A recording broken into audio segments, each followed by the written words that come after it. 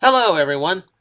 So, everyone seems to be talking Soundwave today, and we're talking Soundwave because we just got to see him debut in Earthspark in the latest teaser by Nickelodeon, and we found out what his alt mode's going to be as well. So now everyone's kind of excited about it. But it does bring up the subject of Soundwave's alt modes of the past, and most notably because he's one of the trickiest ones in Generation 1. He's one of the most popular characters, so of course Hasbro wants to reuse him over and over and over again. But how do you make him cool to kids? Like, how do you actually make him relevant and actually make him work? So it's a little bit problematic. However, Hasbro's gotten creative in the past, so we're going to take a look at it. So today, we're going to be looking at literally every alt mode that Soundwave has ever had across all of his toys and a little bit of his fiction too, though it largely follows the exact same figures. So, we start, of course, where we have to start in the classic mini cassette recorder mode. So this is part of the original Micro Change line, the spinoff from Microman. He is a one-to-one sized 80s mini tape recorder with actual like mini tape sized minions.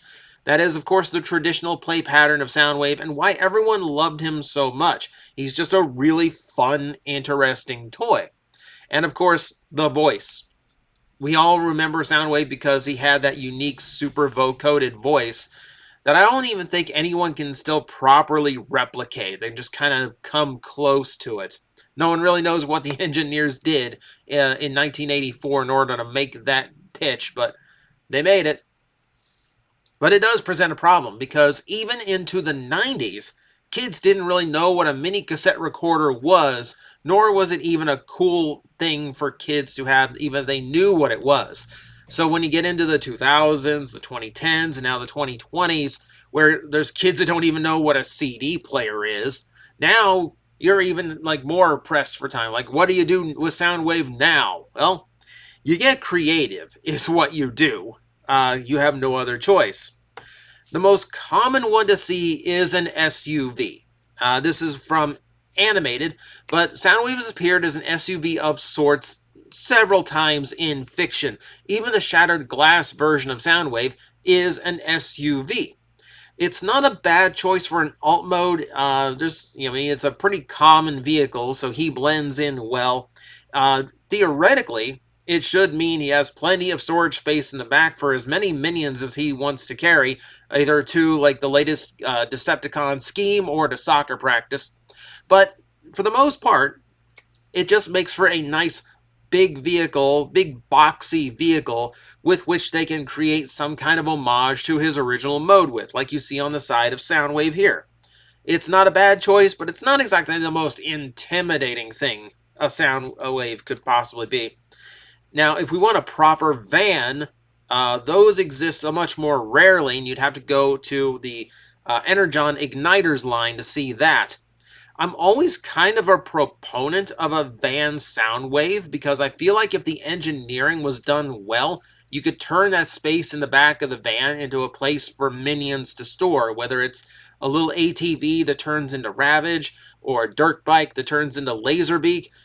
You have a few potential options there I think they've never really tried to play with before. But again, it's just an alt mode he had. So, yes, Soundwave has been a proper van as well, just far more rarely. More often than not now, he gets turned into something of an SUV, but an armored type. More like an armored truck than anything. Something you would expect the military to rock up in, or like a SWAT team vehicle, which admittedly is a much more intimidating presence, and it does give them the opportunity to put sound equipment on him in the form of either radars or some kind of sonic weapon, which is becoming an actual thing, weirdly enough. So, this is one we see more often. RID 2015 had this, Cyberverse had this. I think it's on par with how many times he's been an SUV at this point. Though we could also go into the Cybertronian style, which is still in that armored truck phase, but again, a much more intimidating style of vehicle. What's interesting in all of these is that they're always trying to find some way of working in Soundwave's classic gimmick in one way or another. He has to store minions at some point in him, preferably working in the alt mode as well. This toy actually does a lot to make sure that the minions can still pop out even though it's in truck mode. It kind of forces how the toy has to be designed, but I've seen it work, and and done appropriately. Yeah, it's not bad. It's not bad at all. So we saw this in both the Fall of Cybertron, both the regular Generations line when they were doing War for Cybertron toys, and this, of course, being the Fall of Cybertron version. One of the rare ones to get 2 goes. Then there's this. If we're staying with his Cybertronian alt modes, then we do have to talk about his latest toy in Legacy and or Siege, depending on which version you got. There was a lot of chaos about this toy. A lot of, I think a lot of manufactured anger at this toy. Look, I think it's fine. Like, if you're gonna, like, they turned a lot of the Decepticons into spaceships of some kind, and if you're gonna turn Soundwave into one, it might as well be one of these heavy blockade runner style vehicles. It's heavy, it's a big brick. His original toy was just a brick. I don't think it's that far off. Is it the best looking alt mode? No, but it's not necessarily something he really needs to have like a super complicated alt mode for. It works. It's utilitarian, which I feel like that's Soundwave. Like if you look at like his original G1 transformation, he just kind of does what he needs to do. He doesn't need to overcomplicate anything. And I feel like that efficiency is kind of similar, kind of plays to his character a little bit. Meanwhile, in the Bumblebee movie, he turned into something that looks like something you'd shoot down in Halo.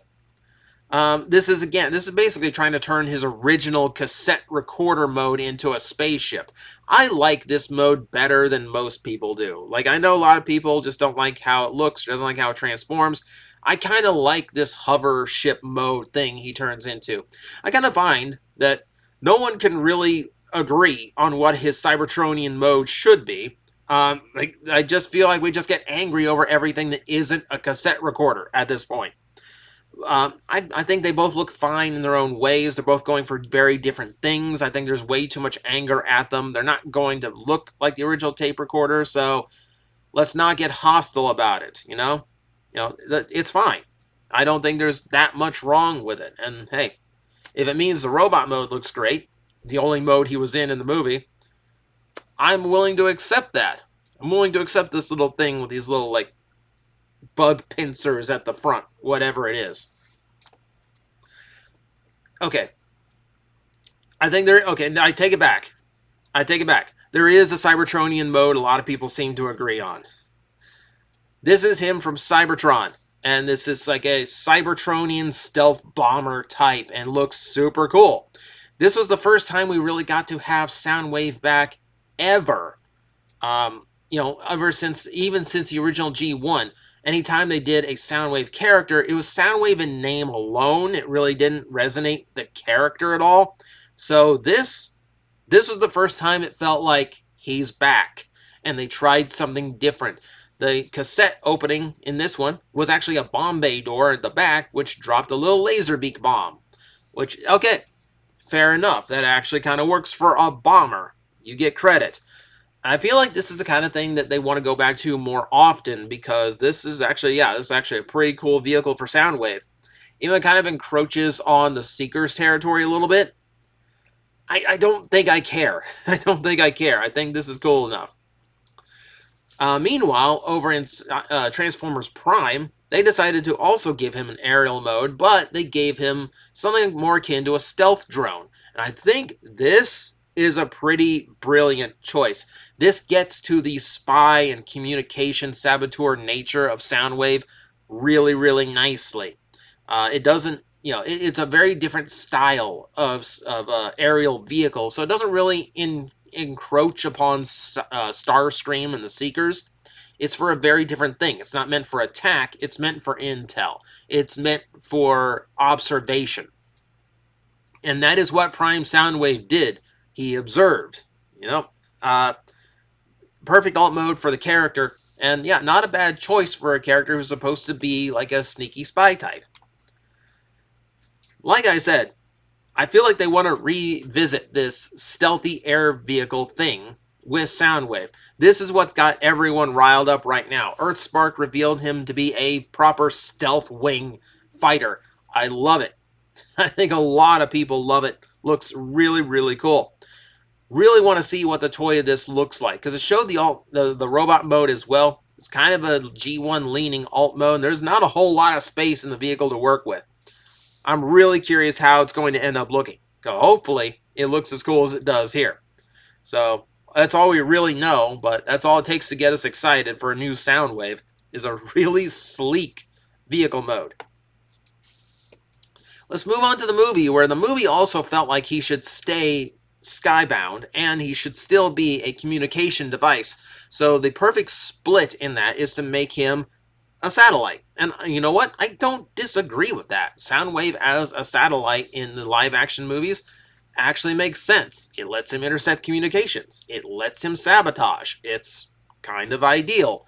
He doesn't get into the main line fights when he's stuck in space taking over other people's satellites. But at the very least, he fits his traditional role. Now, when he wants to go earthbound, he can do that, and he does it in style as a Mercedes-Benz of all things, with a massive satellite dish gun that makes no sense in this mode. But hey, it looks cool in robot mode, right? Yeah. Who would have known? Who would have known that he was into these super high-end, super expensive cars? I guess if Soundwave is going to forego his communication modes and ride in style, he's going to do it in something that costs 6 digits minimum. Okay, I can't fault him with that. It's not the first time he was ever a car, though. Generation 2, and like I said, the 90s was a really hard time for Hasbro and the name Soundwave, because they had to keep the name alive. They had to keep the trademark in use, or they wouldn't be, or they'd lose it potentially to some other toy company. So they had to make things named Soundwave, even if it didn't make sense, like this horrific nightmare.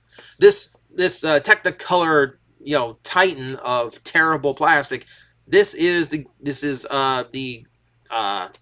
What eventually became a spy changer. Here, I believe they're just called Gobots, because they had to keep that name alive too. So, yeah, obviously, Generation 2, not the best at taking care of classic characters, but a lot of classic names were kept alive thanks to these little guys, so Soundwave just happened to be one of them. Now, Generation 2 did try. They tried. So this was going to be, this is Road Pig repainted into Soundwave. You can tell he's at least blue and white and black. All right, so we've actually got a bunch of his original colors in there. Even if this, again, doesn't really work for Soundwave, but hey, it's a better attempt than that car we just saw. Sadly, Generation 2 was canceled before this toy ever existed. All we have are the photos of the prototype that exists somewhere in the world now. Somewhere in the vaults of Pawtucket, Rhode Island, this toy still exists. But it is a Soundwave lost to time.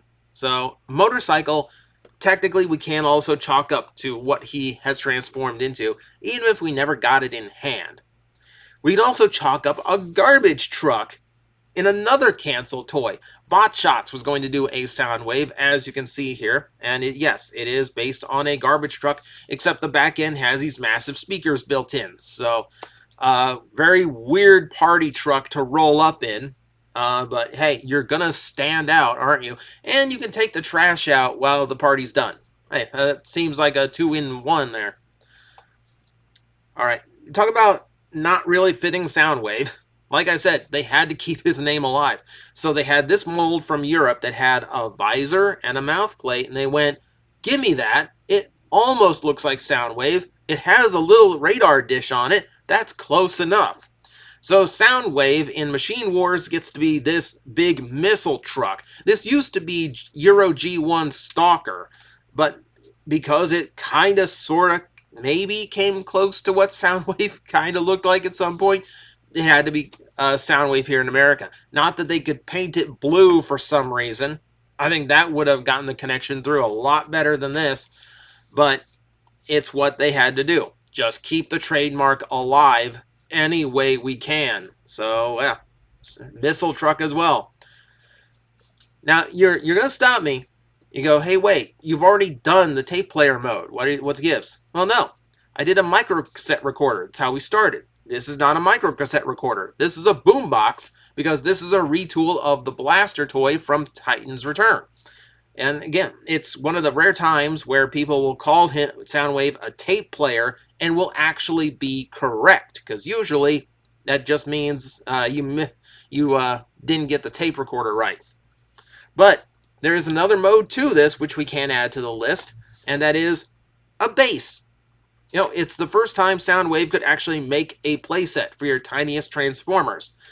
It's not the greatest thing. It really isn't.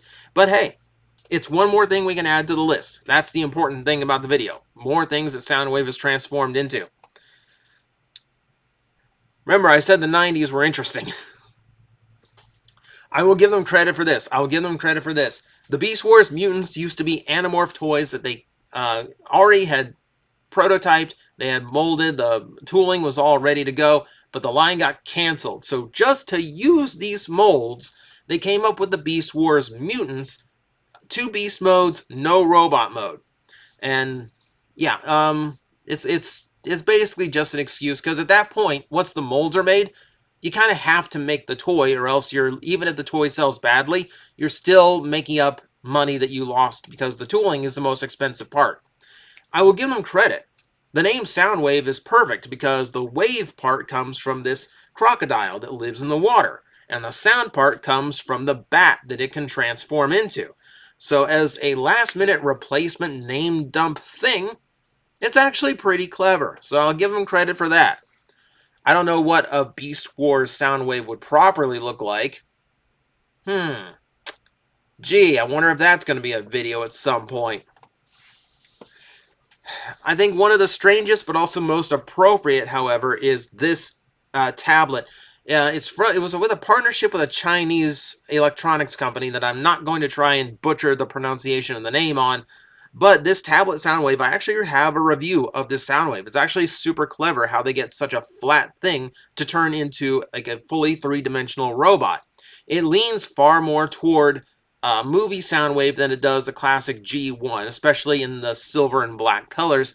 But it's a valiant attempt to get Soundwave into what is most likely his most accurate modern-day version of anything. You're either going to make him a smartphone these days, or you're going to make him something like this. Either way, it's a communications device, which is Soundwave to a T. And speaking of T, I have to end on this because it is, of course, his original alt mode, the very first one we ever saw him as, a lamp. Just a street lamp. It feels very situational, but let's give him credit. The one time he used it, it worked. So that's what I have for you today. That is everything I could find that Soundwave has transformed into, whether it's fictional or in a physical toy. He's a problematic child. Very, very popular character with an alt mode that just is not cool or relevant anymore and has not been for decades, unless you are a hardcore collector. And then we get things like the Titanium, the Masterpiece, the Netflix. But if you're going to put him out there for kids, you got to get creative. And as you can see, Hasbro's gotten very creative over the years. Thank you guys for joining me. You know what? Tell me in the comments below, who is a good character to run down like this as well? Who else has had a ton of various alt modes that span a whole bunch of different shapes and designs? I'm kind of like running thin because everyone else has kind of been pretty consistent, but just for the occasional oddball, it's worth talking about. So let me know below, and thank you for watching. I will see you next time. Guys, I am facing the most powerful enemy any YouTuber can face, the algorithm, and I need your help to defeat him. Hit the like button, hit the subscribe button, hit the notification bell, and leave a comment. Every time you do, we attack that algorithm and we drive it back until it can no longer defeat this channel. Thank you very much.